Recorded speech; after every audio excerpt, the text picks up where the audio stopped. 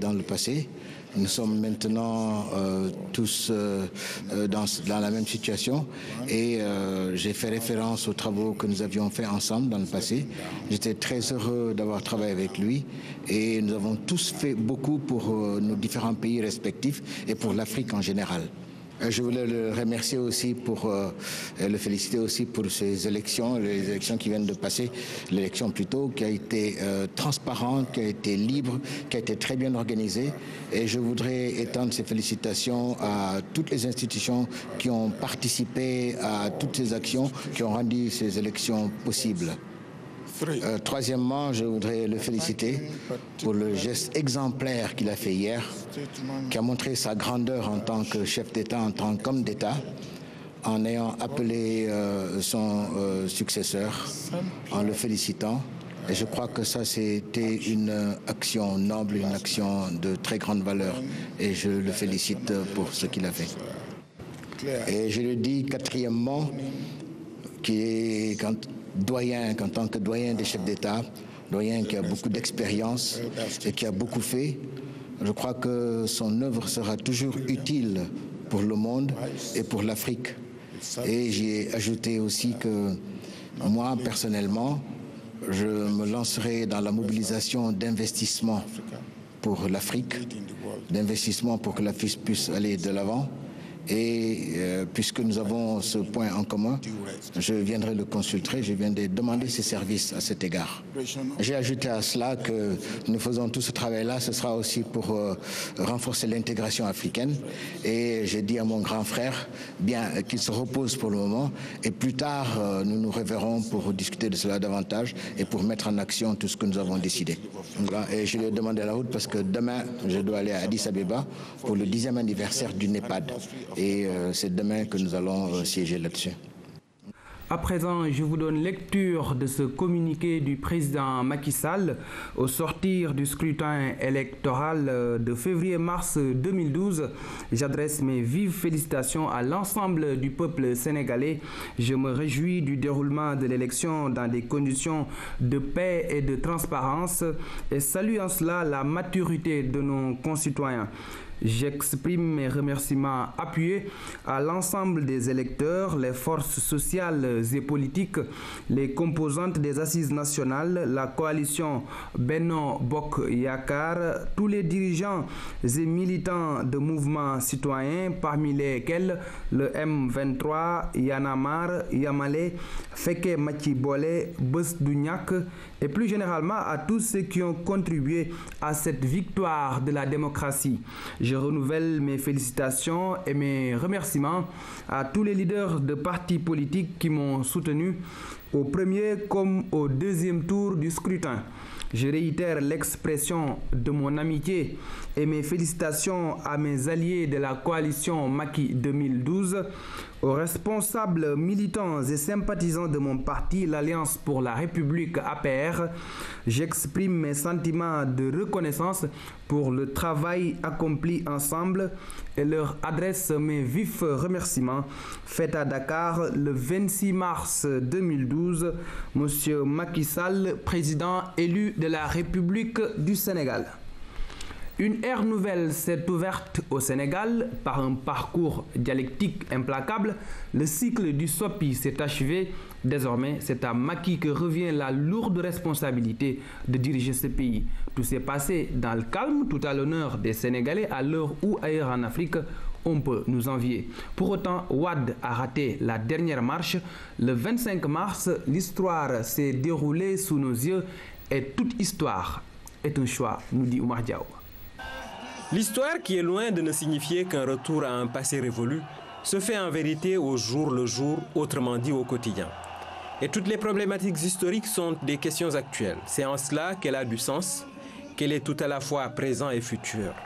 L'histoire est faite de repères chronologiques, de dates, de ponctuation temporelle et de ruptures qui constituent autant de respiration de l'évolution des peuples du monde en quête d'un mieux-être.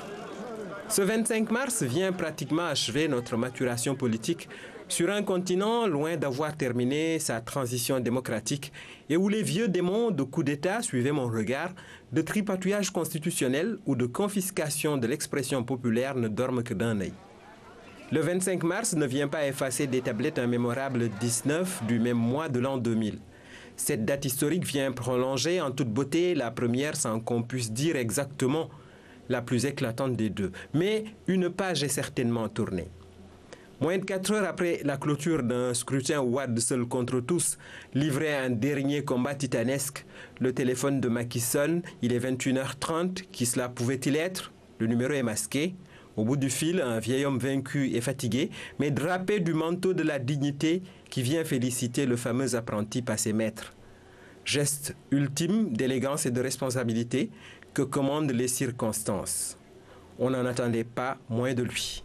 Le peuple souverain a choisi librement, démontrant par la même occasion qu'on peut bien organiser des élections et les perdre. C'est une vérité de la pratique politique moderne.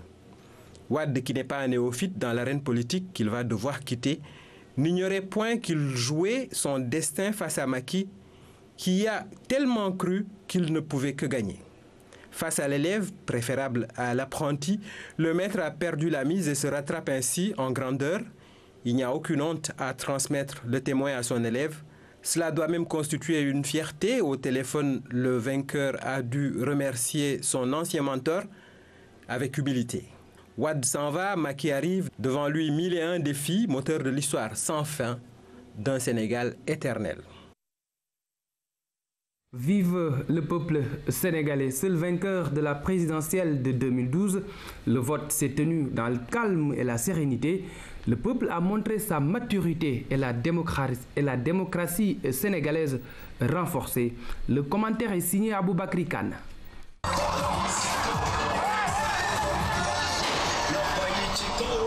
La violence qui a entouré la campagne électorale lors du premier tour avait fini d'installer la psychose au Sénégal. Jamais une élection n'a été aussi surveillée que le scrutin de 2012. Et lors du premier tour déjà, le peuple sénégalais a donné un signal fort. Le vote s'est passé dans le calme et la plus grande sérénité, débouchant à un second tour entre les candidats Abdoulaye Wade et Macky Sall.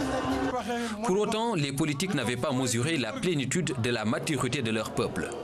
Et ce 25 mars 2012, les seuls vainqueurs restent le peuple et la démocratie sénégalaise. Le peuple, parce qu'il a montré à la face du monde qu'il pouvait choisir ses dirigeants sans verser dans la violence. Cette violence tant redoutée, les citoyens sénégalais n'en ont jamais eu recours. Dans le calme, la discipline, la patience et la sérénité, ils se sont rendus aux urnes pour faire leur choix avec comme seule arme leur carte d'électeur. La démocratie sénégalaise se voit ainsi renforcée avec un changement à la tête du pays à travers une élection somme toute libre et transparente. Une démocratie qui ajoute une nouvelle corde à l'arc que constitue l'histoire politique de notre pays. La présidentielle de 2012 a livré son verdict avec un lot d'enseignements à tirer, pourvu seulement que la classe politique puisse saisir le message du peuple sénégalais, capable de faire son choix calmement, sereinement, mais avec détermination. Au soir du 25 mars 2012, le peuple souverain a plébiscité Macky Sall comme il l'avait fait en 2000 en faveur de Maître Wade, un homme qui a marqué l'histoire politique du Sénégal, un candidat malheureux à la présidentielle, digne dans la défaite, nous dit Amadou Ahamtiam. Après avoir rythmé pendant plus de 3 décennies la vie politique, le maître vient encore d'écrire une nouvelle page dans le livre d'or de la démocratie sénégalaise. Maître dans l'opposition, maître dans l'exercice du pouvoir, Abdoulaye Wade est resté maître dans la défaite en félicitant son challenger Macky Sall. Il n'a pas fait moins que Diouf et il l'avait dit. Au-delà de cet acte symbolique qui consacre l'acception de l'élève comme 4e président de la République, Wade vient de montrer à la face du monde le génie sénégalais et que la démocratie dans ce petit pays du sud du Sahara n'a rien à envier à celle de l'Occident. Le peuple souverain qui, dans une liesse populaire, vous avez accompagné en 2000 à votre domicile du Point E, a choisi aujourd'hui le camp de notre leader. En démocratie, c'est ça la règle. La volonté populaire reste la seule constante et les candidats en sont les variables. Bâtisseur infatigable, homme courageux, voire même intrépide dans sa logique, le stratège Abdoulaye Wade fait les frais de l'insatisfaction des attentes. Bon vent, Monsieur le Président. Bienvenue, Monsieur le Président Macky.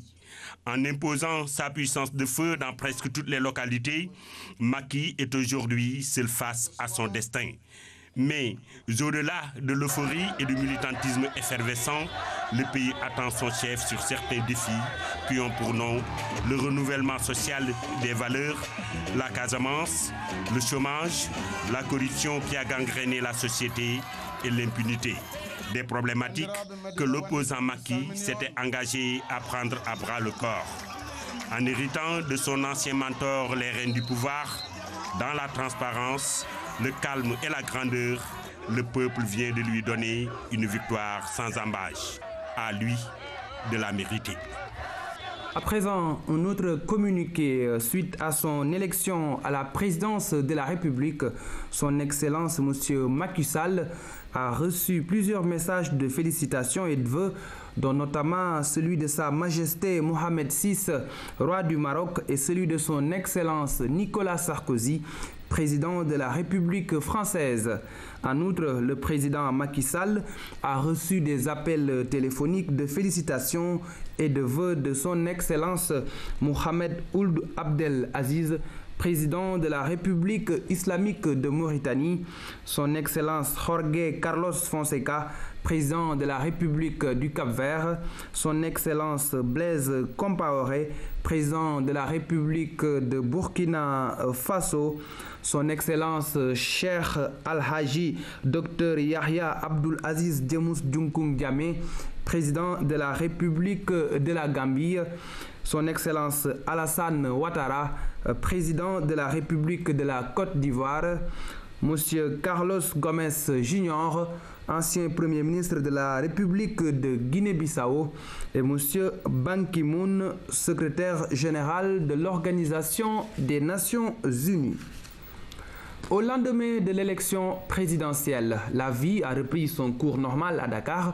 Les Sénégalais ont exprimé leur satisfaction par rapport au déroulement du scrutin. Dans la foulée, ils ont félicité les deux candidats. Voici quelques réactions recueillies par Oumou Kalsoum Sall. Même très satisfait.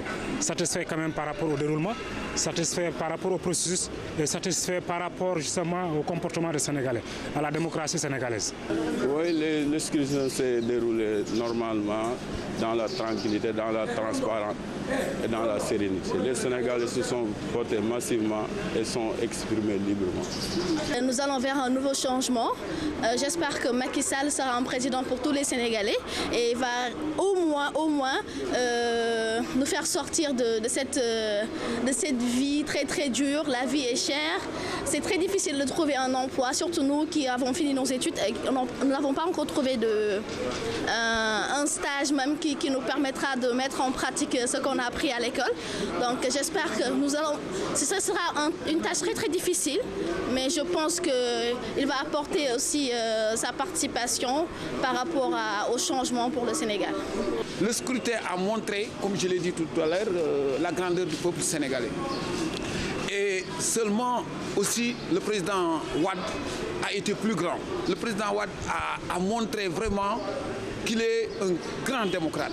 Parce que seulement si Diouf a attendu à passer la nuit en réfléchissant, Wade n'a pas attendu 10 heures. À 9 heures, il a donné le signal. Les élections se sont déroulées dans le calme, dans la sérénité. Et je remercie d'abord les khalifes généraux du Sénégal. Je peux dire tous les musulmans, tous les catholiques, chacun de nous a prié pour qu'il y ait la paix dans ce pays-là et que les élections se déroulent dans la sérénité. Dieu a rehaussé nos prières. Nous remercions beaucoup le bon Dieu. Ce qui reste maintenant, je pense que Maître Wade, il n'a pas démérité. Personne ne peut nier dans ce pays que Maître Wade, il a travaillé. Peut-être c'est insuffisant aux yeux de certains. Tout le monde est conscient que maintenant, les cadres peuvent élire comme peuvent et faire tomber un chef d'État. Et aujourd'hui, les Sénégalais l'ont démontré à la face du monde. À Macky, je lui dis qu'il y a beaucoup de projets quand même à réaliser pour l'avancement de notre pays. Et je pense que peut-être qu'il fera ses preuves. J'ai confiance en lui. je l'ai suivi durant sa campagne et tout ce que j'ai à lui dire, c'est qu'il ne nous déçoive pas quand même. Vraiment, nous sommes tous satisfaits. Tout le monde, le peuple sénégalais est tout content. Lorsque le président a appelé son candidat, l'autre candidat, et lui féliciter, on est tout content. Tout le Sénégal attendait ça. C'est la démocratie qui a avancé. C'est le peuple sénégalais qui est libre. Ça fait trop plaisir, quoi. Parce que ça prouve que c'est un homme de courtoisie. C'est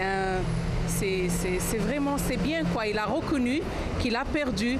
Donc le fait qu'il appelle le président Macky Sall pour le féliciter, moi je trouve que c'est un geste vraiment très bien, quoi. Et puis tout le monde est content, les gens sont contents. Et puis c'est bon, la paix, c'est bon. Il était temps quand même. Il était temps. La présidentielle du 25 mars s'est déroulée dans le respect des règles démocratiques et de la volonté populaire. C'est la conviction de la mission d'observation du collectif des organisations de la société civile. La structure a tenu une conférence de presse ce matin. C'est un compte-rendu de Fanta Badji. Les résultats provisoires du second tour de la présidentielle ne sont pas encore publiés, mais le collectif des organisations de la société civile pour les élections a tenu à présenter tout de même les résultats de sa mission. Le scrutin du second tour de l'élection présidentielle de 2012 s'est déroulé dans le respect des règles démocratiques et de la volonté du peuple. Et le vaincu a félicité le vainqueur. Un dispositif spécial mis en place et une démarche particulièrement originale ont permis à la mission de bien superviser le scrutin.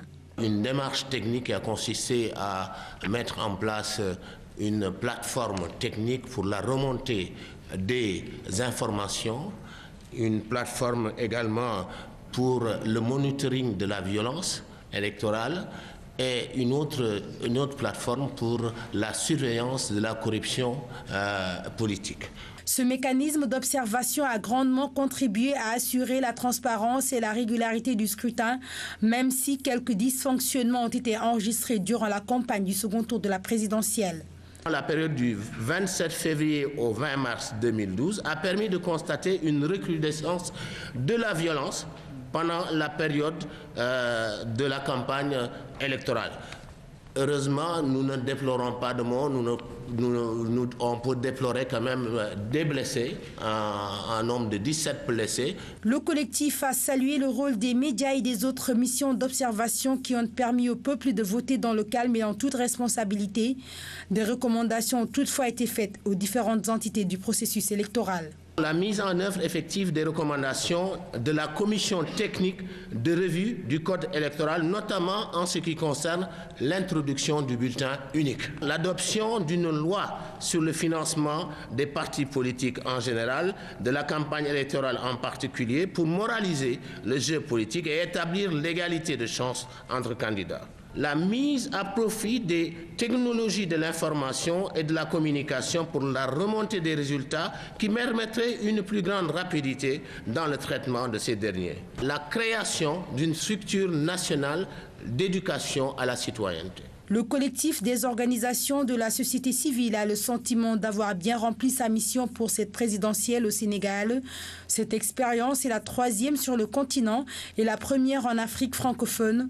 Le réseau CIT compte poursuivre cette dynamique pour les législatives qui s'annoncent. Même son de cloche chez les observateurs de la CEDEAO. Selon eux, les élections se sont passées dans la paix et la transparence. Dans la même mouvance, ils ont décrit le Sénégal comme un grand pays de démocratie. Je vous propose d'écouter à ce propos Kofi Sama, chef de la mission d'observation de la CEDEAO. Les observateurs que nous sommes, nous avons eu la possibilité de suivre tout le processus depuis le vote, le dépouillement, la compilation des résultats aussi bien au niveau régional qu'au niveau national et la proclamation des résultats provisoires. Nous avons été agréablement surpris qu'à la Cour d'appel de Dakar, même dans la délibération finale des juges qui seuls ont autorité pour délibérer, cette délibération s'est déroulée en public. Donc, leçon de démocratie, leçon de transparence. et de la part des électeurs, même lorsqu'il y a de l'affluence, nous avons observé que tout cela s'est passé dans la cordialité, sans excitation, sans querelle. Et là également, je crois que c'est une leçon que nous tirons de cette élection. Et à la fin du scrutin, au vu des tendances, pour une fois en Afrique, un chef d'État en activité félicite le gagnant, je suppose, le gagnant, puisque c'est le président de la République qui le dit et qui le félicite avant même la proclamation des résultats. Vous voyez la portée de ces félicitations qui font que tous les extrémistes de tous bords n'ont plus rien à faire. C'est la démocratie qui triomphe dans notre organisation. Il y a des choses positives qui pourront être utilisées dans d'autres pays pour que notre démocratie se consolide au fur et à mesure. Au lendemain de sa victoire, Macky Sall a consacré sa première sortie aux femmes, celle de la plateforme de veille pour des élections transparentes. Le président élu a dit tout son attachement à la cause des femmes. Il a aussi promis d'œuvrer pour améliorer leurs conditions de vie et de travail. Pape Biram Biguendiaye. À la limite, c'est la toute première rencontre présidée par Macky Sall au lendemain de la publication des premiers résultats. Le président élu retrouve autour de cette table presque toutes les catégories de femmes pour décliner les orientations d'une nouvelle politique en vue d'améliorer les conditions de vie des femmes au Sénégal.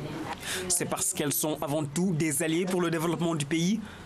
Le président Macky Sall est venu nous dire « J'apprécie le travail que vous avez fait depuis le premier tour jusqu'au deuxième tour, mais aussi le travail des associations féminines. » Donc les recommandations qu'on avait à la sortie des élections, c'est de dire qu'il faut améliorer la formation, il faut impliquer les femmes, appliquer ce qui a été fait déjà à la parité, avoir les femmes dans les postes décisionnels de très haut niveau. Donc toutes ces recommandations ont été prises. Nous n'avons pas formulé ces recommandations durant les élections parce qu'il fallait qu'on travaille pour apaiser. Mais aujourd'hui, nous avons eu ce dialogue entre le président de la République élu et les femmes de ce réseau, de cette plateforme de veille, qui ont œuvré nuit et jour pour qu'on ait des élections apaisées. Les attentes sont aujourd'hui nombreuses dans un contexte où tout est prioritaire. Mais Macky Sall pourra compter sur ces femmes leaders dans leurs domaines respectifs. Elles sont prêtes à l'accompagner. Nous voulons développer notre pays, mais nous voulons le développer dans la paix et dans la tranquillité. Et c'est dans ces circonstances que le président Macky Sall a reconnu le travail qui a été fait par Binta et a tenu à venir nous remercier et nous à le féliciter, à l'encourager et à lui dire également toute notre détermination à le voir œuvrer dans ce sens, d'un Sénégal développé dans une paix. Dans son programme, le président Macky Sall a prévu un fonds national souverain d'investissement prioritaire. La microfinance y est prise en compte, de même que l'amélioration des conditions de la femme rurale. Pour moi, c'est aussi de donner des réponses positives aux demandes sociales vitales à la base, surtout en milieu rural. Parce que j'ai eu le privilège de visiter le Sénégal en profondeur. Mais on se rend compte qu'il y a beaucoup de choses encore à faire. C'est des questions simples et essentielles. La question de l'eau, par exemple, l'eau potable, les femmes, en milieu rural, font encore des kilomètres, où c'est encore par charrette, dans des chambres à air, qu'elles mettent l'eau pour des provisions d'eau. La corvée de l'eau est encore réelle dans ce pays. La pénibilité du travail des femmes, elles font toujours la corvée de piler les milles à la main, etc. Il n'y a pas d'électricité en milieu rural, il n'y a pas de soins de santé réels. Donc c'est ça aussi les priorités. Pour moi, la parité, c'est ça aussi. C'est-à-dire améliorer la condition de vie des femmes et les problèmes d'accouchement dans des conditions atroces, tout ça, c'est des réponses urgentes. Maintenant, il est vrai que sur le plan institutionnel, sur le plan du droit, il faut que les droits des femmes soient mieux pris en compte, mieux protégés. Sur la parité également, il faut y aller, il faut tendre vers la parité, je l'ai dit, elle est déjà consacrée par écrit, il faut pousser là. Cette rencontre donne le coup d'envoi d'une série d'activités menées par le tout nouveau président de la République. Il veut aller vite et trouver rapidement des solutions aux préoccupations des Sénégalais. Le 25 mars 2012, la consécration de Macky Sall comme président de la République. Dans ce journal, nous nous intéressons à son parcours de Fatick à Dakar, son statut de cadre à Petrosen à celui de président, des événements, des expériences, celles de l'élève, de l'étudiant, de l'homme tout court. Un album souvenir fouilleté par Seydina Lindigo. Un parcours politique, toute une vie, un destin présidentiel comme mis dans l'urne providentielle. Un voyage, un long trajet qui commence dans la région de Fatick le 11 décembre 1961. C'est ici que Macky Sall fait ses premières armes, d'abord à l'école primaire de Foundiougne où son père agent du service du développement rural a été affecté. Son premier parchemin coïncide avec une nouvelle affectation d'Amadou Sall dans la ville de Fatick. Le jeune Macky poursuit ses études dans un CSG devenu aujourd'hui centre académique. Vie de potage entrecoupée de vacances chez son oncle, Samba Timbo se souvient d'un garçon timide, fortement ancré dans les valeurs traditionnelles.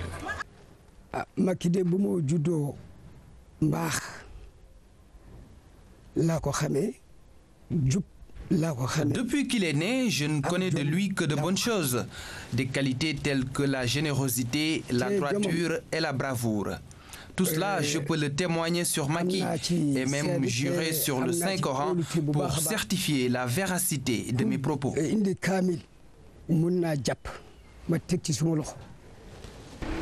Le chemin vers la réussite mène le 4e président du Sénégal au lycée Gaston Berger de Kaolack, actuel Valdiodio Ndiaye, puis à l'université Cheikh Anta Diop de Dakar, des moments qu'il a partagés avec Moustapha Dian, son meilleur ami. On a passé toute notre jeunesse ensemble et pour mieux illustrer cela, on ne se séparait que quand on entrait en classe. D'habitude, l'adage dit qu'on se sépare pour aller se coucher, mais Macky et moi, on ne se séparait que pour aller rentrer en classe. Dès qu'on se ressortait de la classe, on était tout le temps ensemble jusqu'au lendemain. Les anecdotes ne manquent pas. Déjà en tant qu'étudiant, Macky Sall se voyait président. Il nous arrivait de partager un verre de thé, mais on jouait aux journalistes et au président ou au ministre. Mais c'est Macky qui jouait toujours le rôle de ministre ou de président. Nous autres, nous lui posions des questions, il répondait tout comme un président ou un ministre. Et je considère que ça, c'est déjà une ambition. Même qui, je pense qu'on peut considérer comme une ambition très, très, très, très sérieuse. Et ce qui veut dire que donc, déjà, étant à l'université de Dakar, il avait vu que lui, il avait une ambition qui faisait qu'il ne pouvait pas être un anonyme. Je me rappelle, Macky Sall faisait partie du lot d'élèves qui m'interpellaient souvent, qui m'arrêtaient en plein cours, soit pour poser des questions, soit pour apporter des éléments d'information par rapport à l'éclairage d'un thème précis.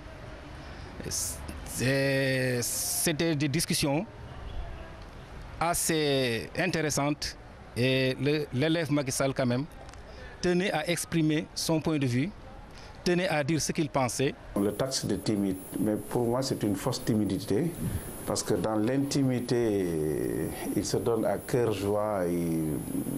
C'est un homme qui sait donner des blagues, faire des blagues et faire sourire et rire les gens souvent. Donc je le taquine en lui disant que grand, vous êtes un faux timide parce que dans l'intimité, l'image que vous donnez est vraiment différente et relativement de celle que vous présentez en public. Revenons-en au parcours. La suite, on la connaît. Cadre à Petrosen, directeur général de cette entreprise, plusieurs fonctions ministérielles, Premier ministre, puis président de l'Assemblée nationale. Le voici maintenant propulsé à la tête de la magistrature suprême du Sénégal. Dernier acte d'une trajectoire exceptionnelle que ses parents n'ont certes pas vécue. De leur repos céleste, ils apprécient sûrement l'éclosion d'une fleur porteuse de promesses. Aujourd'hui, plus que jamais, Macky Sall se dit conscient des nombreux défis qui l'attendent. Il compte sur tous les Sénégalais pour mener à bien sa mission. Je vous propose de l'écouter. Je mesure parfaitement l'espoir. C'est même très émouvant.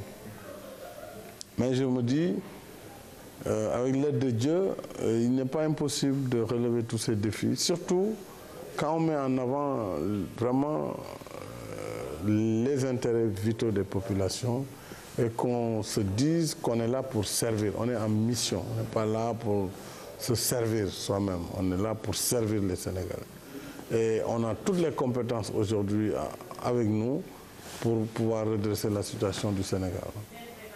Grâce à Benno Bokk Yakaar, vous avez quand même une multitude de compétences dans tous les partis, dans la société civile, dans la diaspora. Donc tous les Sénégalais, je pense, aujourd'hui sont engagés pour un changement qualitatif et se mettre au travail. Et c'est la devise de notre parti. Travail, c'est le premier terme.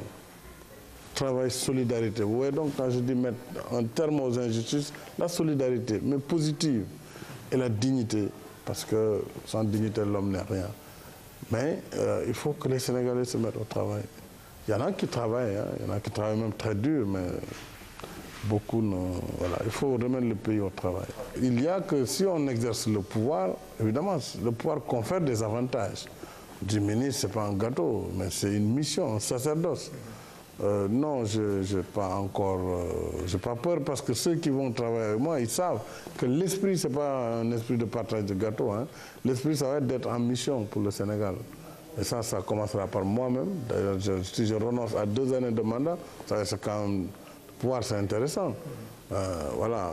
Donc, ceux qui seront aussi au gouvernement, qu'ils comprennent bien que c'est pour travailler, pas pour faire la bamboula. À partir de ce moment, on sera fixé sur un horizon de travail, de collaboration au service du Sénégal. Donc, si tout le monde a le même esprit, je crois que nous nous entendrons sur l'essentiel.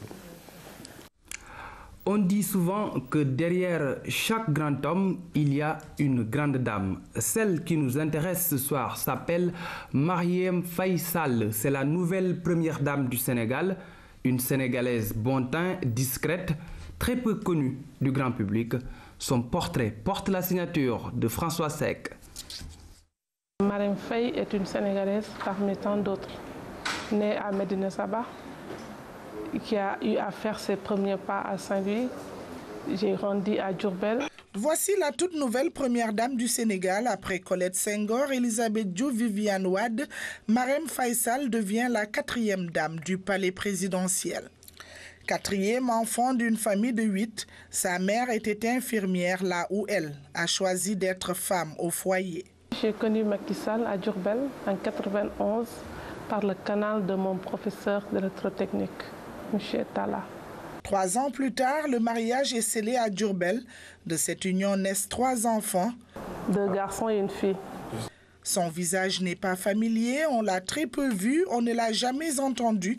Elle vit discrètement derrière son mari, en retrait, une situation qu'elle a choisie volontairement. Je suis une femme au foyer, avec tout ce que cela implique. Oui, j'assume. Titulaire d'un baccalauréat technique F2, elle consacre son temps, ses actions et son énergie à sa famille. Après le bac, j'ai été à l'Institut, j'ai fait 2 ans d'années préparatoires pour pouvoir intégrer le département de génie électrique, ce qui coïncidait avec mon premier accouchement. Je n'ai pas pu malheureusement allier les deux et cela n'a pas marché pour les études. Et puis après, je suis restée à la maison. Compagne et partenaire d'un homme que le destin a choisi pour diriger le Sénégal, Marième est une femme modèle et attentionnée qui n'a qu'une passion. Madame Sall n'a qu'une passion, sa famille, mon mari et mes enfants. Croyante et pratiquante, elle ne rate aucune prière. Pour une Sérère, cela doit émerveiller le mari alpulaar. En définitive, c'est elle qui veille sur son époux. Si j'en juge par ce que je sais, sa passion c'est moi, son mari. Elle a eu la dignité de m'accompagner, mais sans jamais varier dans son combat. Sénégalaise bon teint, elle croit aux valeurs familiales et aux prières de sa maman. Elle n'est pas du tout allergique à l'encens qui pourrait faire désormais partie de l'environnement olfactif du palais. Souriante et accueillante, la nouvelle première dame souhaite continuer à mener sa vie derrière son mari et dans la plus grande discrétion. Mais ça, c'est un autre défi. À présent, de la culture pour boucler, la journée mondiale du théâtre est célébrée ce 27 mars. Pour cette année, les femmes seront honorées à travers elles tous les acteurs culturels. Aïssatou Traoré nous amène sur les planches.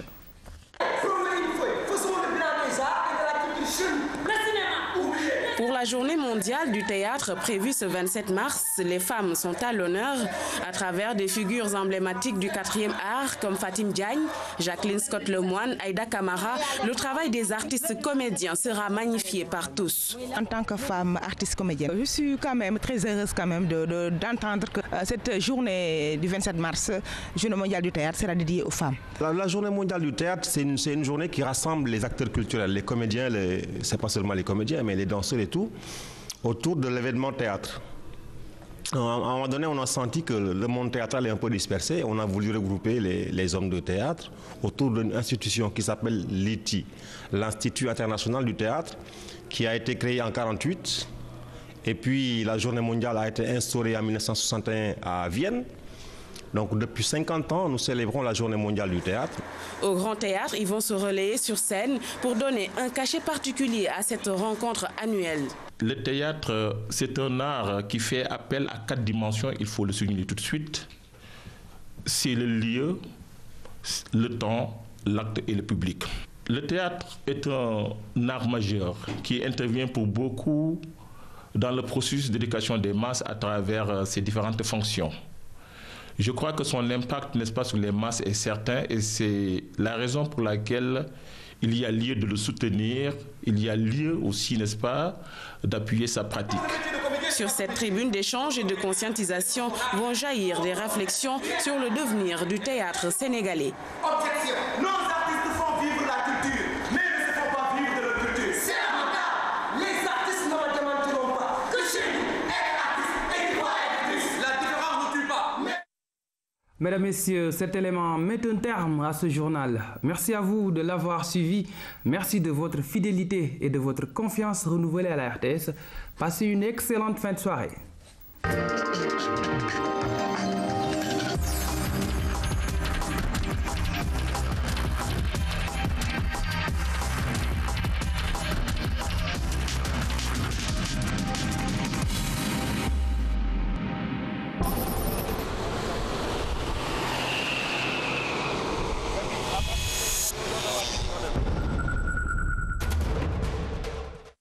Lac de Guiers numéro 2 mi ngi noonu Eumeu Sène mi ngi noonu combat de la clarification, choc de guerrier.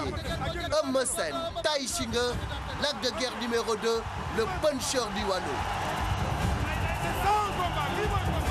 Le 8 avril lay doon ca Stade Demba Diop ñu fas yéene ci ànd ak Gaston Production ak la RTS. ginnaaw ba ñu laalante bu saf-saf kenn ku nekk soxlawaat sa morom Gaston boolewaat na leen.